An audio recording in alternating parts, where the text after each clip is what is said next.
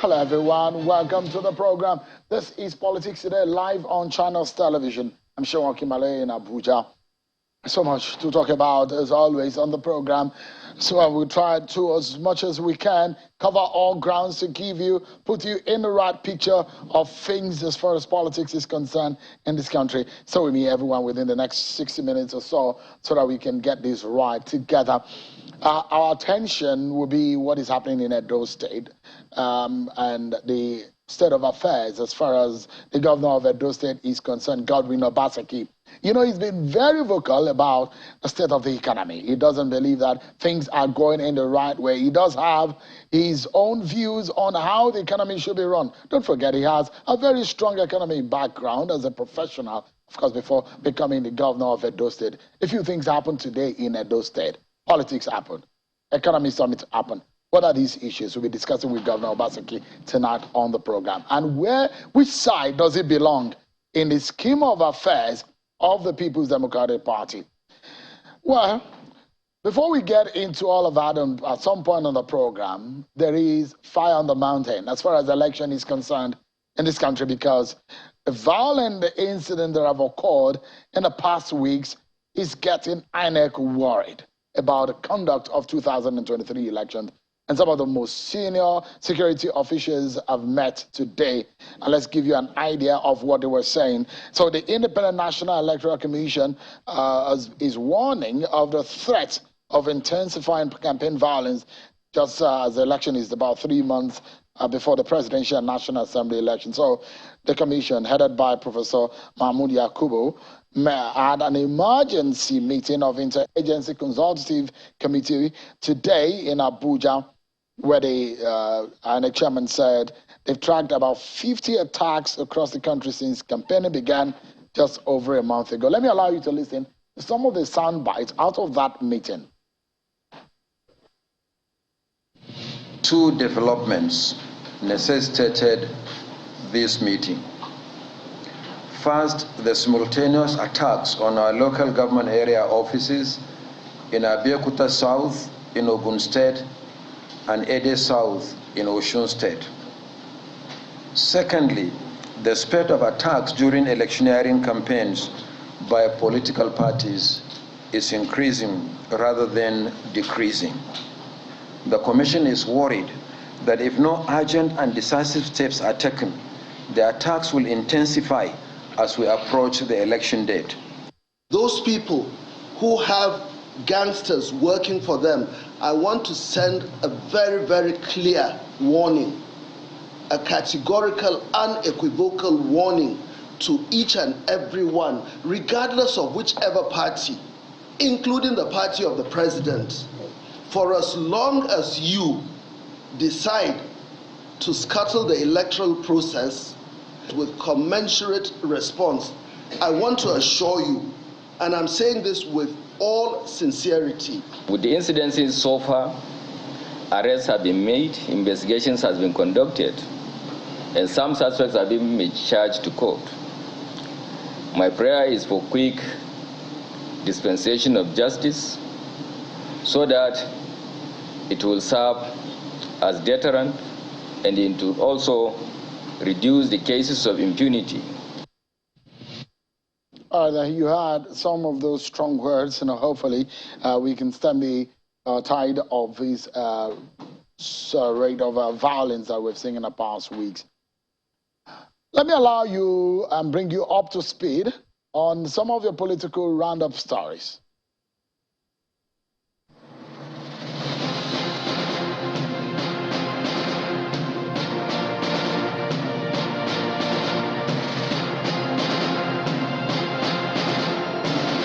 The national chairman of the All Progressives Grand Alliance, APGA, Mr. Victor Oye, has urged security agencies in the country to immediately stop Mr. Edozian Njoku from parading himself as the national chairman of the party, despite court judgments stating otherwise.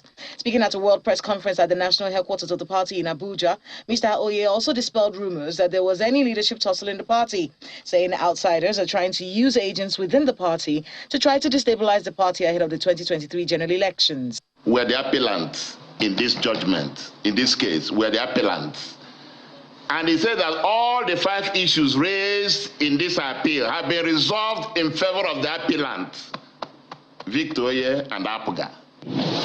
Justice Binta Nyako of the Federal High Court Abuja has declared former Minister of State for Mines and Steel Development, Uchechukwu Oga, as the duly elected governorship candidate of the All Progressives Congress in Abia State. Delivering judgment, Justice Nyako invalidated the candidacy of Mr. Ikechi Emenike, who was earlier recognized by the Independent National Electoral Commission as the party's candidate for the March 11, 2023 governorship election. While upholding Oga's candidacy, the court also directed the APC to recognize and also forward his name to INEC to publish as the party's authentic candidate. The Court of Appeal in Abuja has reserved judgment on an appeal by the All Progressives Congress challenging a decision of the Federal High Court in Yobe State, which affirmed Mr. Bashir Machina as the senatorial candidate for Yobe North. A 3-member panel headed by the President of the Court of Appeal, Justice Monica Dongban Mensem, made this submission after all parties in the suit argued and adopted their processes. The All Progressives Congress had approached the appellate court seeking to set aside the judgment of Justice Fadimatu Murtala, insisting the Senate President, Mr. Ahmed Lawan, is the authentic senatorial candidate for Yobe North. The decision of the trial court was wrong, and we contended in support of the decision of the trial court that everything done at the trial court was properly done. The governorship candidate of the Social Democratic Party in Katsina State, Mr. Ibrahim Talba, has pledged to provide social amenities to the people of the state if elected governor of the state in 2023. Mr. Talba made the promise while unveiling his 7-point agenda at the campaign secretariat's office in the state capital. We're here to give our quota to rescue the states, not rescue power. Power is not our main aim, to rescue the people. Thank you. The National Secretary of the New Nigeria People's Party, Oladipupo Olayoku, has expressed the determination of the party to deliver all the 6 southwest states for its presidential candidate, Mr. Musa Kwankwaso, come the 2023 general elections and also ensure his victory at the poll. He made the promise in Abeokuta, the Ogun state capital, during a meeting with members of the state executives of the party across the 6 states of the southwest. People of NNPP, you have a good product to market Nigerians. A women group under the aegis of Okigwe Women First Alliance from Imo North Senatorial District in Imo State have reiterated their support for the administration of Governor Hope Uzodimma of Imo State. The women in their numbers converged on the government house in Owerri, the Imo State capital, for a courtesy call on Governor Uzodimma. That the women of Okigwe zone are solidly behind you, our dear father. The All Progressives Congress governorship candidate in Niger State, Mr. Umaru Bago, says he will collaborate with security agencies and traditional institutions across the state to curb insecurity that is threatening the peace of that state. Speaking at the Bago Yakubu Youth Summit in Minna, Mr. Bago assured the youth that his administration will work to ensure that the state improves its revenue base by focusing on agriculture and ensuring that the state will no longer be dependent on revenue from the Federation account. Thank you so much, everyone, for staying with us. So let's begin tonight our first set of conversation. I told you earlier that we'll be looking at what INEC is doing. INEC is very worried about the security situation in the country and the kind of campaign violence that we have seen. We'll get to that in a moment. But let's go to Edo State, where Governor Obaseki is standing by for us today. The governor hosted the yearly economy summit, the Alaudaro Summit in Benin City, and a bid to improve in the economy of the state. Governor Obaseki is live with us from Benin City, the Edo State capital. Thank you so much, Your Excellency, for joining us tonight on the program. In your first term, in your second term, when you assumed office for your second term, you made several promises, largely about what you would do for the people of Edo State. But let's first and foremost get a summary of today's summit, the yearly Alagodaro Summit. What is the crux of this summit? What is it meant to achieve today? Thank you very much, Shehu, and thank you for the support you've always given us on Alagodaro.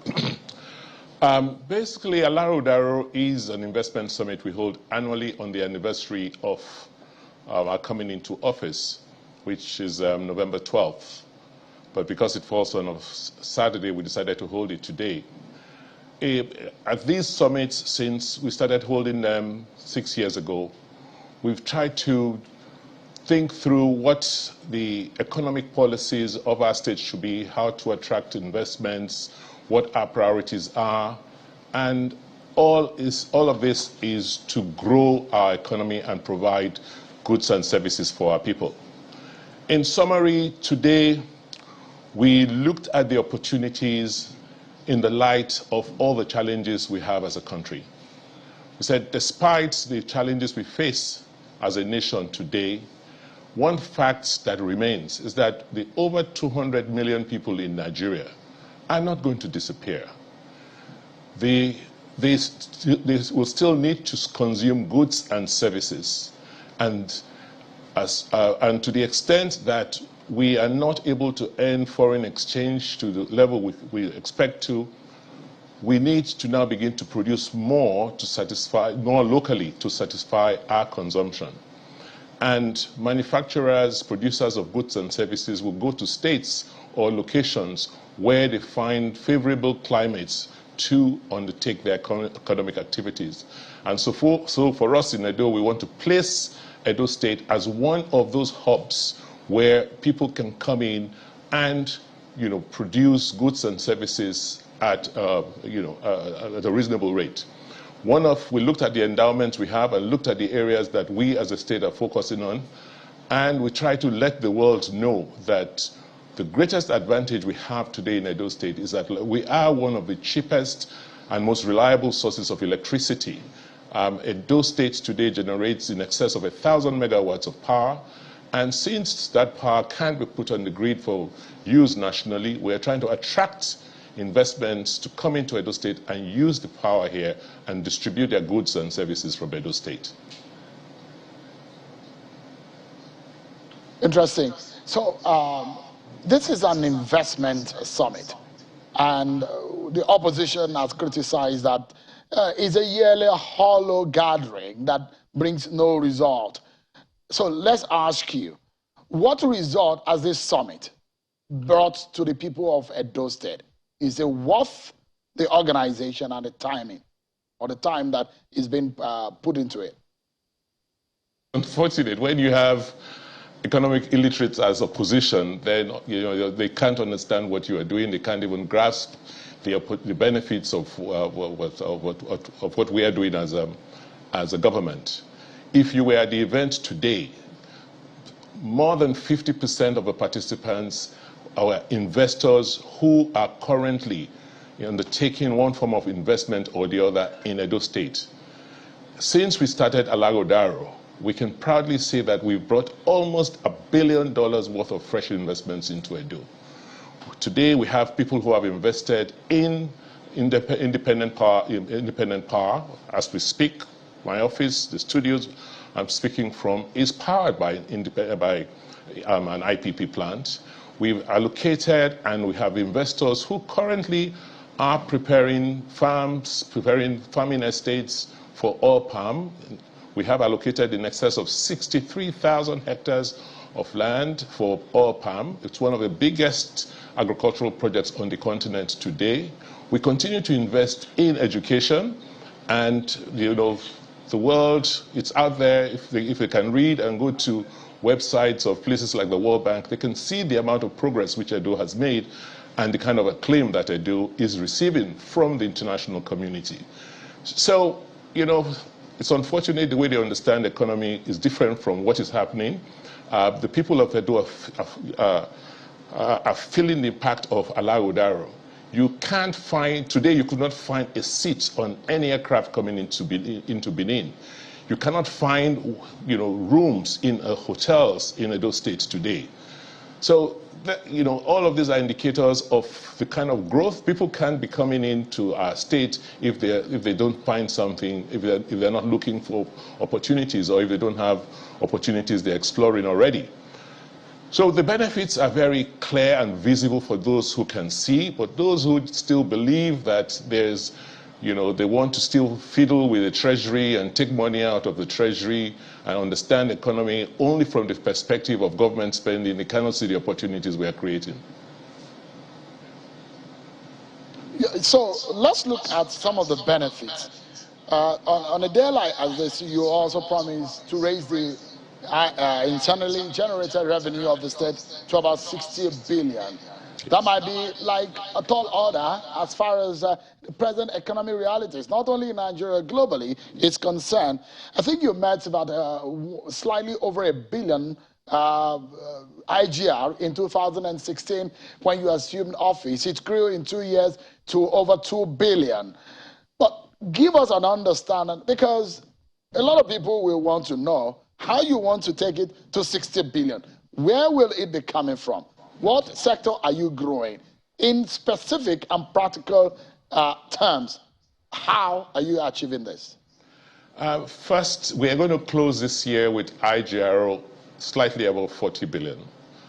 And growing IGR by about 50% next year shouldn't be a problem, because what we have done is to make the collection process a lot more efficient. We're getting more people into the tax bracket. We are making payment of taxes much easier. We've deployed a lot of technology and a lot of data. We have mapped our cities. We have done massive enumeration. Currently, we have only about 150,000 taxpayers in a population of about 5 million. It tells you the opportunities that exist. We are looking at specific areas in terms of land reforms. We are currently reforming land. We are issuing CFOs within 30 days for under 100,000 naira. We are encouraging more small-scale businesses, SMEs. We're providing financing. We are providing access to markets. So in a nutshell, we begin to see the underlying business activities that are taking place in the state, and we're persuading our citizens to just pay something, at least minimal tax, and it's just, so for us, it's a game of numbers. If we're able to double the amount of people in our tax bracket today, we clearly will do much more than the anticipated 60 billion naira. So, how does this benefit? Because it's not only collecting these monies. I mean, it has to mean something, because you are also taking from the people of Edo State and the residents and the workers and the companies who are working and putting this money into the Edo State economy. But it's not only for the government to have the ability to collect, it's also to be able to utilize this money for the benefit of the Edo people. In practical terms, if you can also tell us, how does this benefit the average Edo man? Okay. Who is on the street, who is looking for how his daily bread can be well buttered? How is an Edo man better than last year in terms of the food on their tables? Okay. For us, every kobo we collect from taxes go into capital expenditure. Not one kobo of taxes go into any other thing and to recurrent expenditure. So what that means is that we're able to build more roads, we're able to build more schools, furnish classrooms, we're able to create more opportunities for work, we're able to create the enabling environment for more businesses to come and locate. All the things government should do, providing that enabling environment, we then have the capacity to do more. And to the extent that we can provide more equipment to protect our citizens, have better security, we can provide more roads. The amount of requests we have today from citizens, from communities, for just to be connected to by roads is unbelievable. I mean, it would take years for government to satisfy those requests. As we speak, we are positioning the state to be the smartest state in terms of ICT in the country. Today, Edo State has about 1,200 kilometers of fiber connections across the 18 local governments. We need to have much more penetration so that people have the infrastructure to do their businesses and to do their work. All of these are investments government needs to make, and these investments are being made from the taxes citizens pay. So I was trying to get you to speak to specific on what you have put on the ground and how the lives of the people have been better. You've just given us a generic information about what you hope that this will do, but in specific terms. So how many roads have you done? How is that road better? Is there a food inflation that is down, or what? Yes, in like what I've said, area is food cheaper in your state compared to other states? Yes, clearly, I mean, Edo has always had that advantage as a food basket, but the challenge has been access to, to the farms, access to the farm gate to evacuate products. In terms of the kilometers of roads we're constructing next year, all of that will be revealed in the budget I'm presenting to Parliament on Wednesday. But specifically, what we have decided, what we're doing in terms of actual returns, I can tell you that we are growing our road network on an annual basis by over 25%. We are today connecting all local governments through our own network of our interstate roads. You know that we've had challenges with the federal roads in Edo State, and that has put pressure on us as a state government to build roads connecting our local governments. This is how we are spending money, and these are the specific investments government is making. Okay, let me go into one area you promised the people of Edo State. From 2016, it was boldly written at the Ring Road. You had a banner there in 2016 where you said 200,000 jobs, part of your campaign promise as at the time. About a year or two, before the next election, you said you have done over 150,000. There were debates on how true the fact that you were reeling out and where those jobs were, because the opposition said at the time that the jobs you were talking about cannot be found by the people. They're wondering whether those jobs only existed in the air. How much of those jobs and how much of those promises have you been able to meet in terms of job creation, and in what sector? We have today on record verifiable numbers. We've created, as of today, over 230,000 jobs for young people. And these sectors are, the sectors we've talked about are technology, agriculture, industry, services, entertainment. Last year or 2 years ago, Business Day undertook an independent survey, an independent analysis. And at that point, they confirmed on their own from the work they did and the data they collected that we had created about 157,000 jobs. That was about 3 years ago, just immediately after COVID. So that was an independent survey, independently conducted then. Since then, we have continued to improve because we have an agency called Edo Jobs, Edo Skills Development Agency. And what they do there is to identify the needs of employers. And then they have programs where you look for young people, men and women, and they train them, give them employability skills, they train them, they give them life skills. Today, from our production hub, we have young people who are manufacturing and in the leather industry, in the cloth-making industry, in metalworks, in environmental services. From our innovation hub, they are, we have relationships with every major technology company in the world, whether it's Google, Google, Amazon, a whole range of technology providers are now hiring, hiring people we have trained in Edo State to work for them, and they pay them, to program and create services and offer services to them while living in Edo. We have a lot of joint ventures. We signed a lot of MOUs, joint ventures with tech companies. Today we have a tech park, a temporary tech park, where we have trained a third cohort, over 300 young men and women, and all of them are fully engaged. I can go on and on. We're working with the IOM. We have 7 job centers, about 5 rural ones, which we opened, and young people just stream in. We're encouraging them to come in, helping them prepare their CVs and placing them in jobs across the state and also across the country. In health services, we've accredited our nursing schools, we're training nurses, because we know a lot of young people want to travel. And we're not too bothered about that. We want to give them skills, we want to give them opportunities, so when they travel, they are able to get placement and jobs.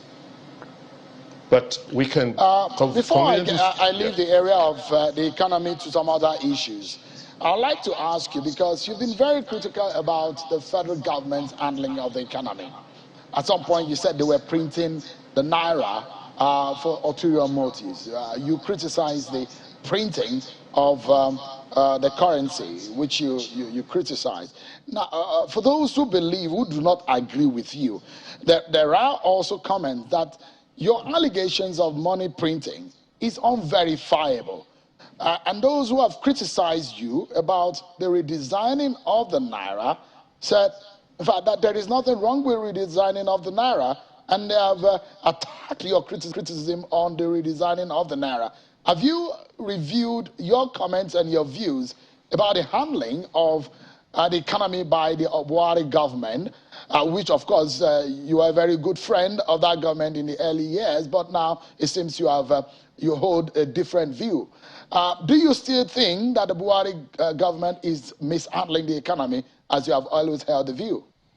Shehu, facts are facts.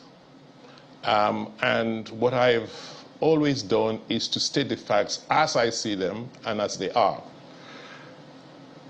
The fact today is that even the authorities, the monetary authorities themselves, have admitted that they print money, that we create money that's not substantiated by by productivity.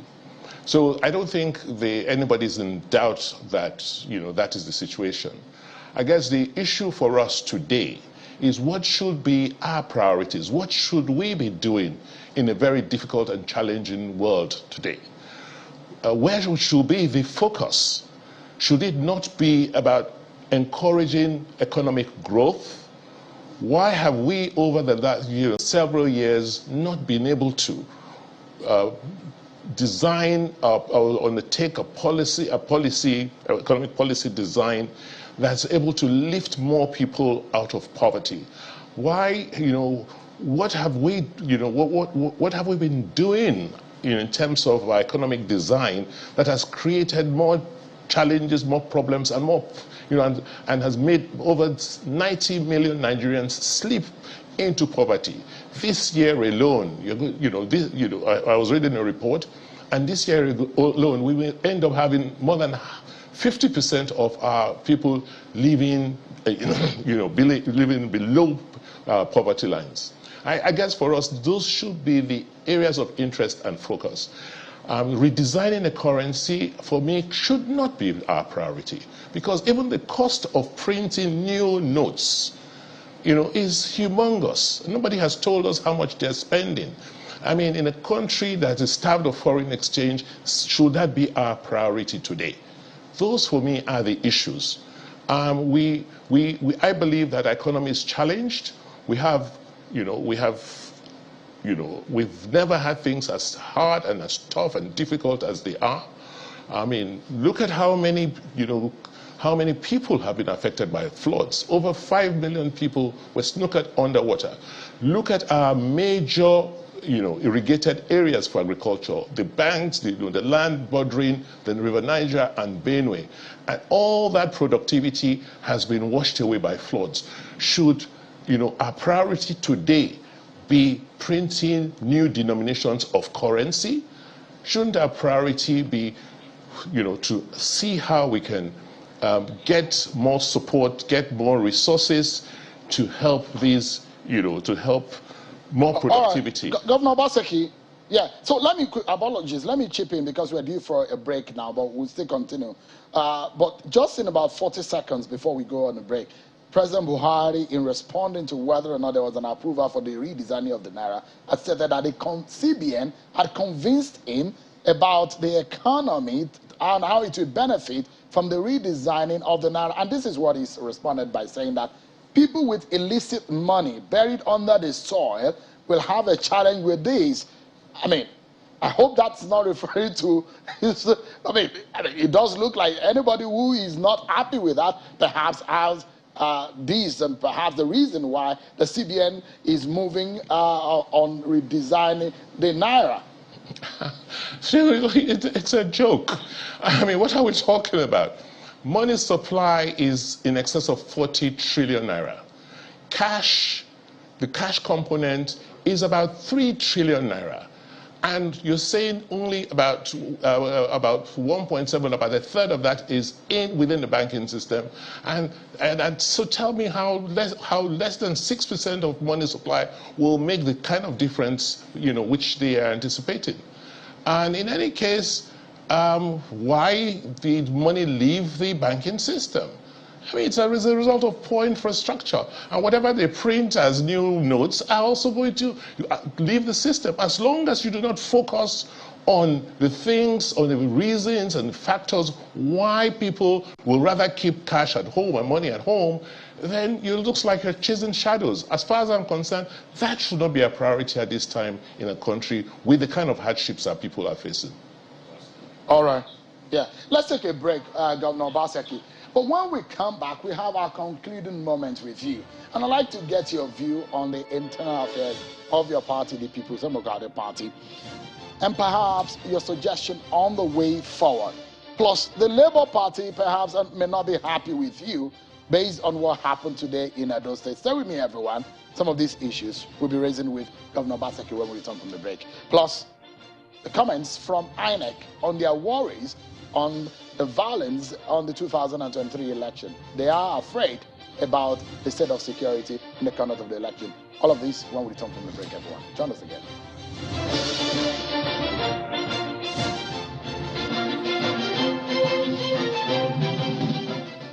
Thank you so much, everyone. Let's get back to business, and we have just a little time to conclude off the business before the top of the hour. Governor Obaseki has been speaking with me. Our concluding moments with him, and standing by is the CPS to the INEC chairman, Mr. Rotimi Oyekomi. We'll be getting to him just in a moment. Let's get back to Benin City with Governor Obaseki. Your Excellency, just in 30 seconds, I mean, you've spoken about your feeling about the way manner the economy is being handled under the Buhari government. But I'd like to ask you, what would you do differently if you have the opportunity to run this economy on the federal level? What, in specifics, if you can give your view on how the economy can be run better, and what will it cost you, and where will the money come from? Firstly, we have to focus on growth. Where will the money come from? Remove subsidies. Because who are you subsidizing with 6 trillion naira every year? You are subsidizing fuel. You are subsidizing foreign exchange. Between these two subsidies, you'd have enough, have revenues to now focus on areas where you can create growth. You cannot have a market that is selling a product at 800 naira and you are selling that same product at 400 naira. The arbitrage is just too huge. I mean, that is revenues that should have been coming into the coffers of government for development and for growth activities in the economy.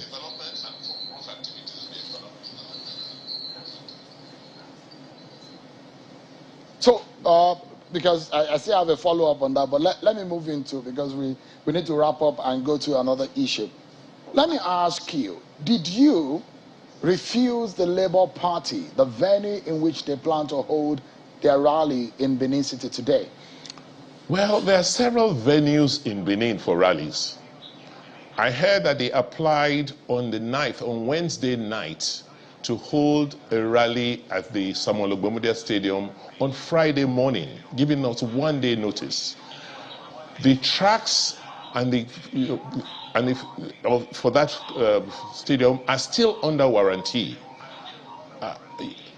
The pitch has to be maintained in a certain mode.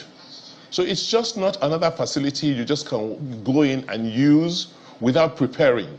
If they knew they had a rally on Friday 11th, why couldn't they give more time and more notice so that we give them the conditions under which they can use the pitch? The same thing we did to PDP when they wanted to use the pitch. And the only reason why we allowed the PDP rally was because it was also used as an opportunity to commission that facility. Otherwise, most other rallies are held in other large grounds around the city.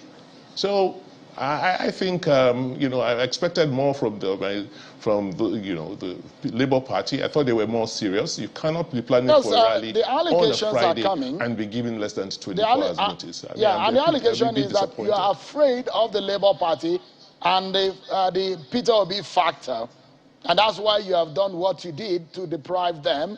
Perhaps, were you able to give this explanation to them? Because you made an earlier comment, and they said they were going to show you and your party that they were on the ground, and that's why you did what you did. Those are the allegations coming from the Labour Party. Well, show me the joke. Well, they can show us virtually, but not on the ground. We are on ground. We'll see. It's February 23rd.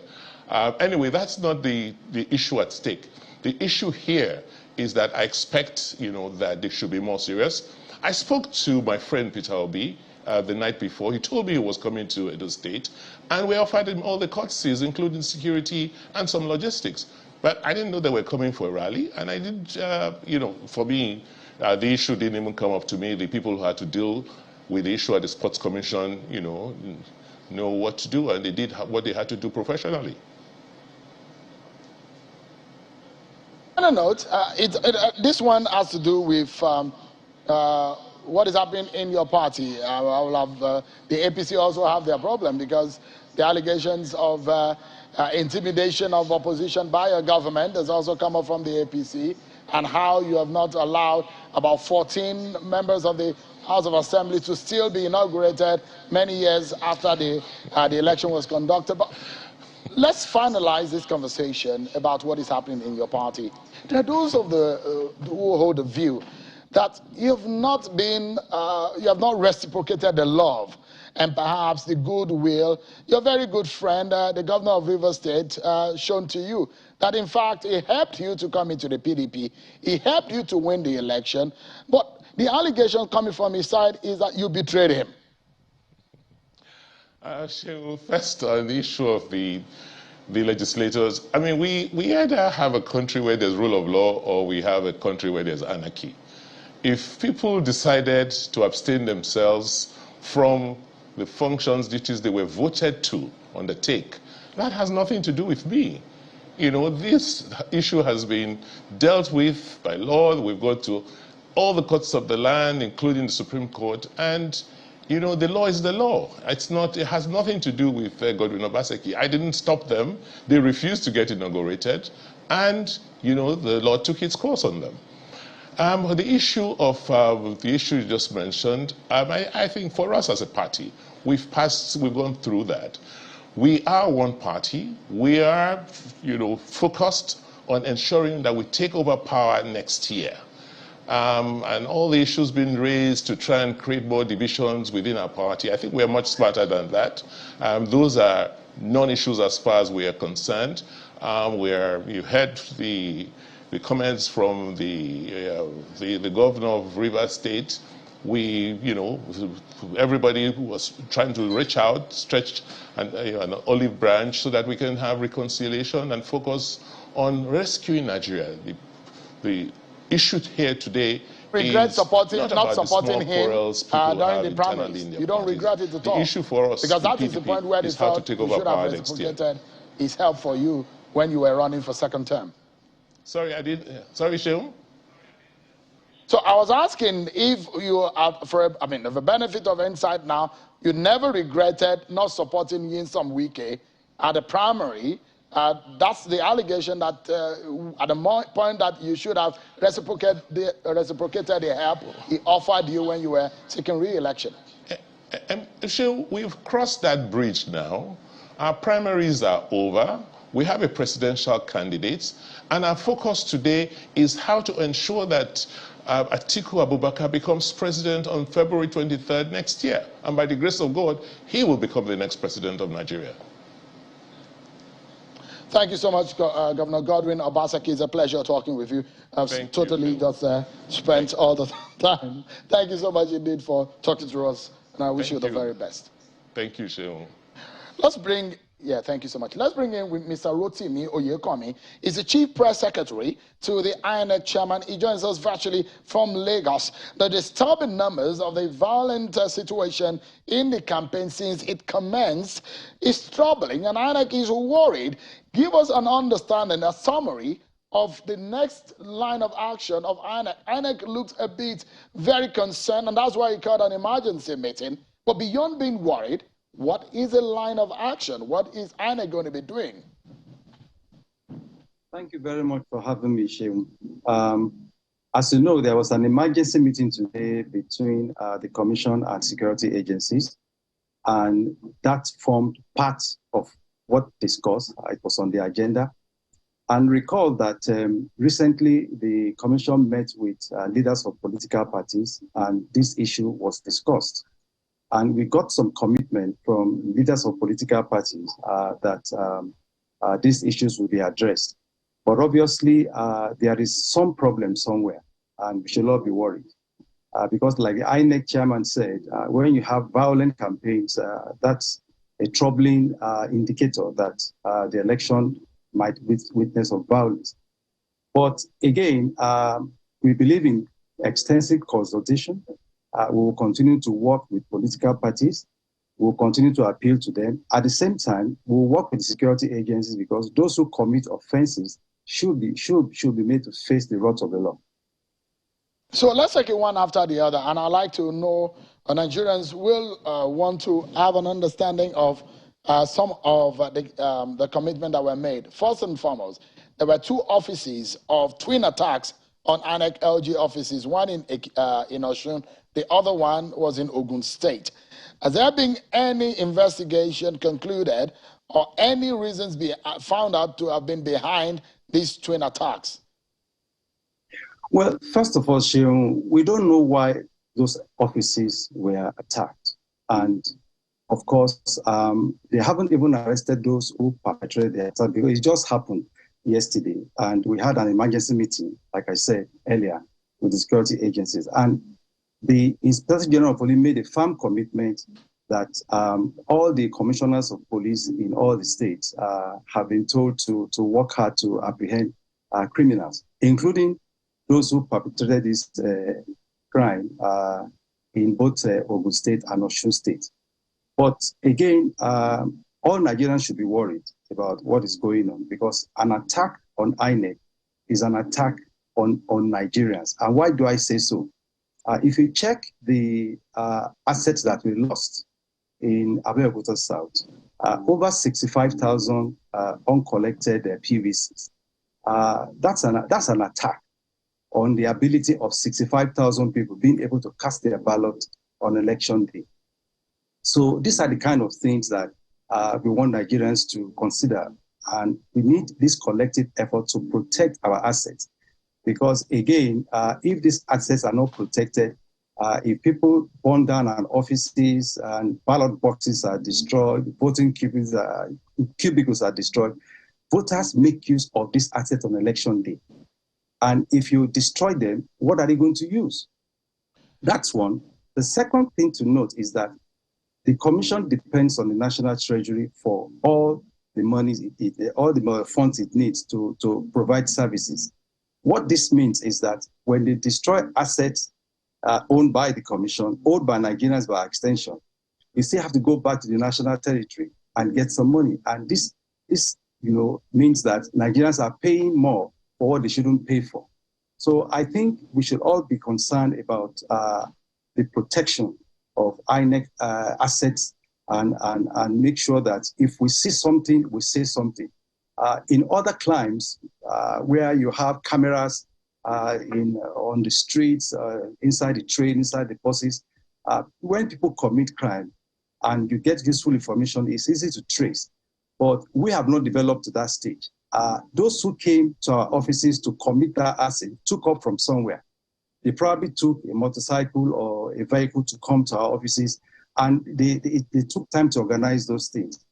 It would be nice if members of the public that notice some unusual movement around those offices give useful information to the police so that these people could be apprehended. And then we can find out from them what their grievances are and address such issues. So, and then face the wrath of the law.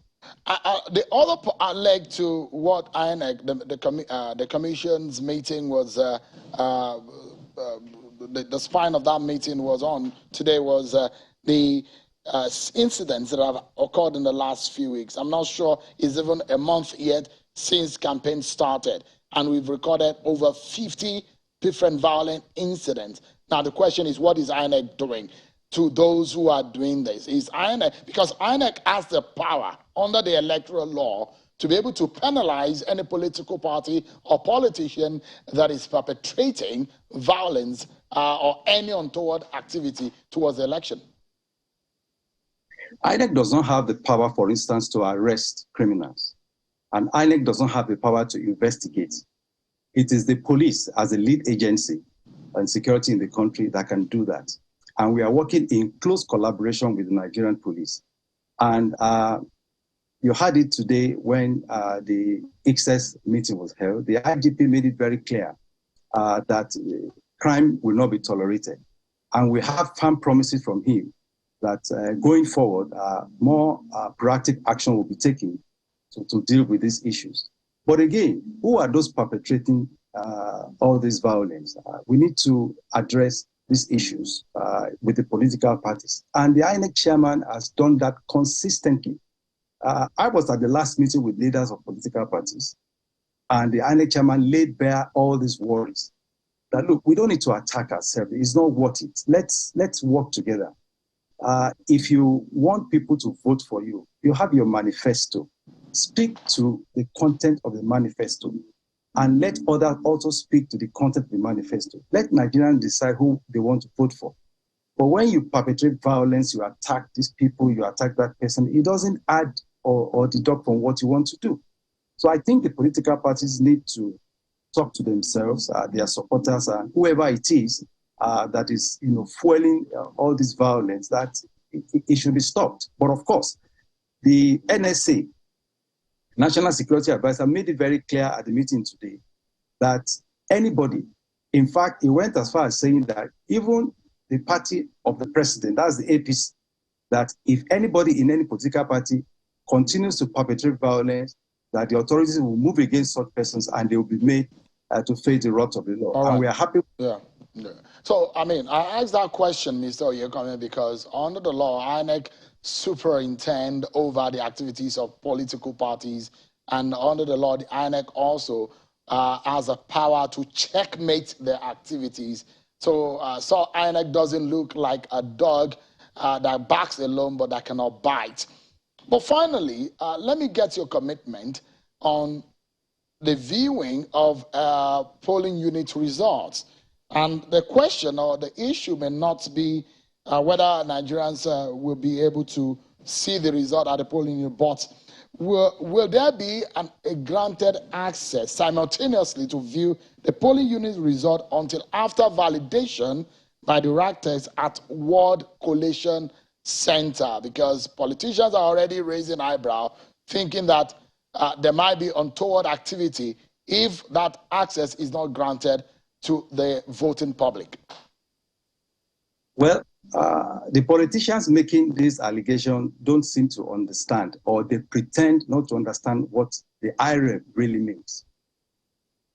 The greatest access you can have to the result of election is at the polling unit. It's at the polling unit that elections take place. It's at the polling unit level that elections result will be first declared.